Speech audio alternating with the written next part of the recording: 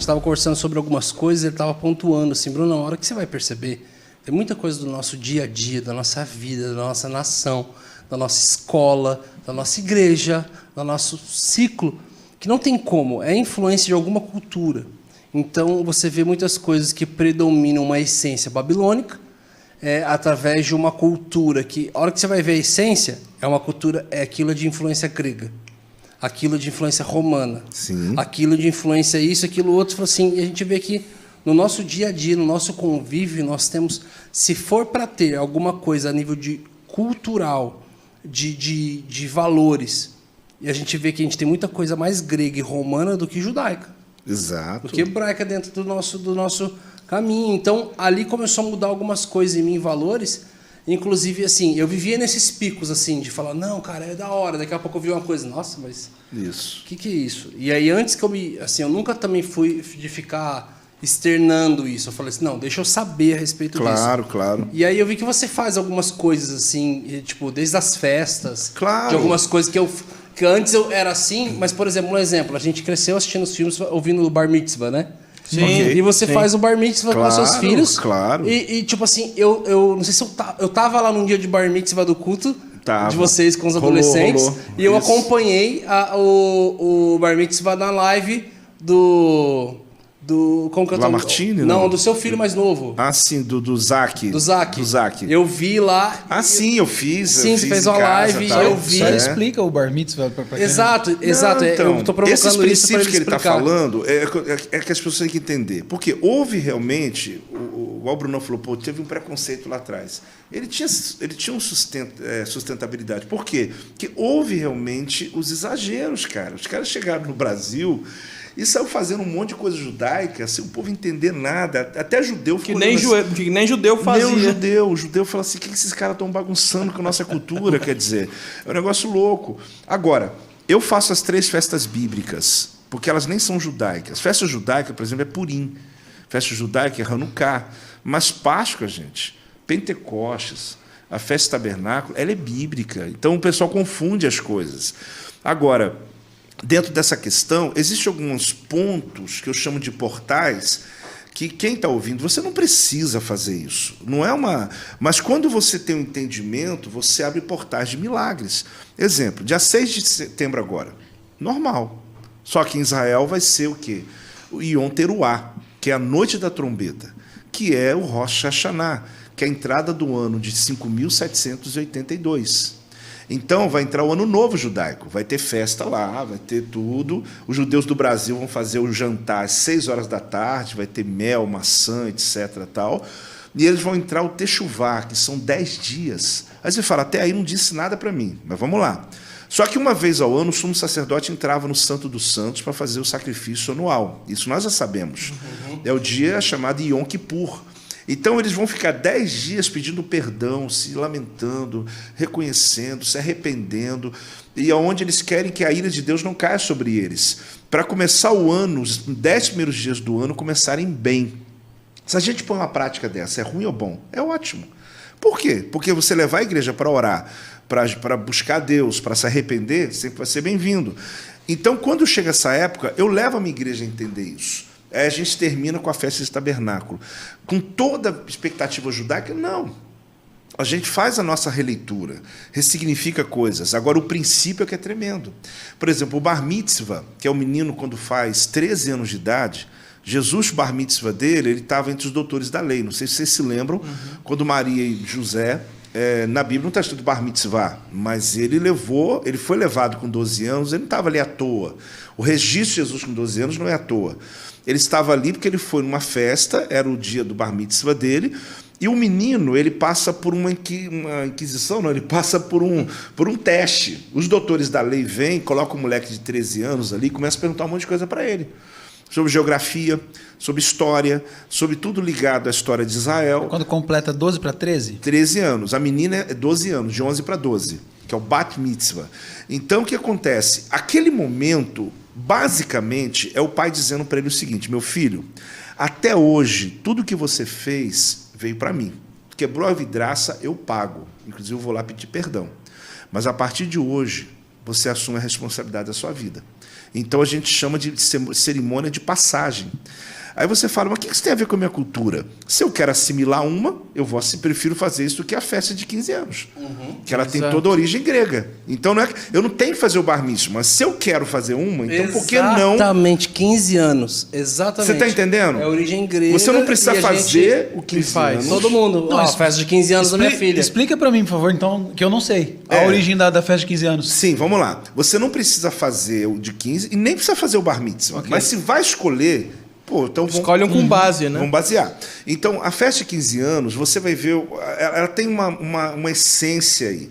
Você lembra quando o apóstolo Paulo, em Coríntios 13, eu vou lá e volto já. Ele fala sobre usar o véu. Por quê? Porque as mulheres que eram apresentadas à deusa Diana no templo de Éfeso eram meninas que rapavam a cabeça para serem prostitutas religiosas. E isso era um orgulho do pai. Poder entregar a filha para poder se consagrar por um tempo e se prostituir dentro do templo de Diana. Eu estive lá em Éfeso nesse tempo. Então, o que acontece? Quando essas mulheres começaram a se converter, o que o apóstolo Paulo fez? Gente, põe um véu para não ser confundida com a prostituta. Por exemplo, eu fui criado numa igreja que as mulheres usam véu até hoje. E obrigado, porque a igreja me ensinou muita coisa, mas não tem lógica aquela mulher usar véu. Por quê? É até vergonhoso, porque só se usava porque era uma ex-prostituta. Então, Paulo vai e resolve aquele problema que até o cabelo dela crescer. Local, né? E quando o cabelo dela crescer, tira o véu. Agora, qual a origem disso? As festas que eram feitas, meninas que completavam essa idade. E que às vezes tem origem de Baco, que é o bacanal, tem a origem que está ligada a esse contexto e que elas eram apresentadas. Então, o que acontece? Agora alguém vai me ouvir, vai me odiar, né? Eu falando isso. É que você perguntou. Então, tá explicando. O que acontece? A linhagem, a expectativa cultural que tinha era dessa consagração. Claro que um pai e uma mãe que fez isso aqui no Brasil não pensou nisso em hipótese alguma. Em hipótese alguma, pelo amor de Deus. Mas ela tem aquela coisa romana, aquela coisa grega, né? Que a gente fala o quê? Coração. O judeu fala entranhas. Você vai ver na Bíblia, o cara não fala coração. Cara, porque o judeu ele fala das entranhas dele, tem a ver com essa parte do corpo, e não aqui, meu coração. Isso é grego, né? Mas também está pecado? Não é pecado, é influência. Então aí entra essa questão dos 15 anos. Eu fiz o bar mitzvah para meus filhos, poderia nem fazer. Mas se minha esposa queria fazer algo, então vamos fazer a visão hebraica. E ali você causa o quê? Um impacto nele. É bonita a festa. O que o menino, basicamente, para quem tem interesse de fazer, ele lê um texto bíblico diante da família ou da igreja. O público não importa se são 10 ou são 1000, não importa. Ele vai explicar aquele texto, a gente prepara ele antes. Ele vai ter a primeira vez que ele vai expor uma verdade bíblica. Em Israel, ele vai ler o texto do dia segundo a Torá. A gente escolhe um texto. Ele vai fazer uma apresentação de uma habilidade dele. Por exemplo, um amigo meu, o menino dele jogava basquete muito bem. Ele colocou lá o esquema todo tal, e ele chamou a família, o moleque ficou 10 minutos dando um show de basquete. Você tem ideia como o negócio é legal? Não é aquela coisa métrica de você tem que botar um talite e tal. E o moleque foi, basquete e tal. O meu filho, por exemplo, toca piano, né? Então ele cantou, ministrou uma música para nós, ele tem uma habilidade que ele vai apresentar para a família. O meu teria que ser num pesqueiro já, porque pode ser, então, já leva o menino lá. Às vezes ele é bom no futebol, o cara... Olha essa tainha que eu peguei, pai. Filma, cara, joga no telão. Já dá ideia, ó. Já dá aquela desmaiada. Gostei, aposto. E na hora que todo mundo tá junto, aí você fala, gente, quero mostrar aqui meu filho o que ele é bom. Joga no telão, né? E aí pronto, aí na hora que é legal, o pai chega e diz, esse é meu filho amado e quem tem o prazer. Onde você ouviu essa frase? Esse é o filho amado e quem me compraz. Por que Jesus ouviu essa frase com 30 anos? Porque até o menino de 12, 13, até ele se casar, todo ano ele é renovado. Jesus não se casa. Então, quando chega aos 30 anos, ele é batizado, ele recebe a palavra ainda, porque ele está ainda sendo abençoado, dizendo... Agora, imagina quando eu botei na mão na cabeça do meu filho e disse, esse é meu filho amado em quem tenho prazer. Eu fiz isso com meus filhos. Então, eu estava abençoando ele para o futuro dele. Só que a cerimônia de passagem, o que significa isso? Que ele está assumindo responsabilidades agora. Ele é uma criança que ele pode, com 13 anos, engravidar uma mulher. Esse é o princípio. Sim. Eu não estou inventando, é porque é aí que está a base. Né? Por que eles dão isso com 13 anos? O Brasil é com 18, 21. O cara tá lá marmanjão dentro de casa ainda, mãe, ou não sei o quê. E aí você chega em Israel, o moleque tá com 20 anos, como na eu Bíblia falei. não tem adolescência, né? Exato. Tem infância e adulto. E adulto. Então você percebe que essa cultura nos ajuda a ler ali um pouco, a tirar um pouco essa influência que a gente tem cultural. Aí você fala, pô, mas é pecado? Não, são influências. Mas da sua né? parte tem alguma situação que, olha, filho, se acontecer isso a partir de agora, eu não assumo essa responsabilidade com você? Não. Na prática, você vai ter sempre a mãe que vai defender, não adianta, mano. Eu achei que havia uma coisa maior bíblica, desculpa aí, meu amigo. técnica. Já paguei conta, eu já amassou o carro esse dia, tive que arrumar. Desculpa aí, decepcionei. Inclusive, Mas já- eu ter feito essa pergunta. Não, peraí. Não, tá bonito, tá na bonito. live que ele fez do Bar Mitzvah do Zac, ele falou assim, gente, nós vamos abençoar, o Zac vai tocar, tem a habilidade dele, ele entregou um texto. Aí falou, nós vamos abençoar ele, inclusive ele falou isso na live, falou assim, a criança, começou a explicar isso que ele está falando, ele falou assim, inclusive, até essa idade, a criança andava mais com a mãe. Isso. E aprendia os preceitos ali da Torá, Você da falou lei, pra da gente isso. E a partir de agora, É o pai. ele começa a andar mais com o pai e aprender a profissão, o ofício do pai e tal. Aí do nada, a sua esposa, ela virou e falou assim, a live rolando, ela falou assim, então já vai levar na escola amanhã. Aí ele falou assim, calma. Tudo tem limite, né? Não. Calma. Não sou judeu, a gente só tá...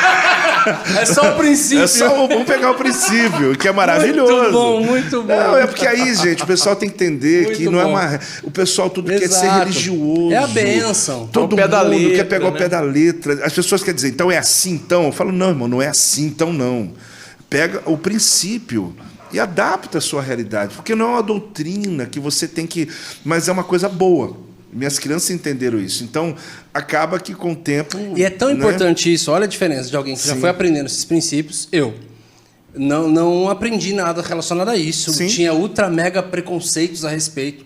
Vi tudo, falei, uau, cara, é sobre princípio, é sobre influência de qual cultura. Falei, e eu comecei a ver realmente. Falei, cara, quando eu tive acesso a isso, minha filha já estava com 14 anos de idade. Ok.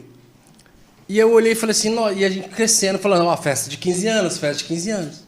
Falei, e a hora que eu vi, falei, olha, cara, olha como é diferente para que lado eu tô levando. E aí, depois disso, sentei, conversei com a minha filha a respeito disso. Falei, filha, olha que legal, Ela olha o queria princípio festa? que isso. Ela Não queria é nem festa? sobre querer ou não a festa.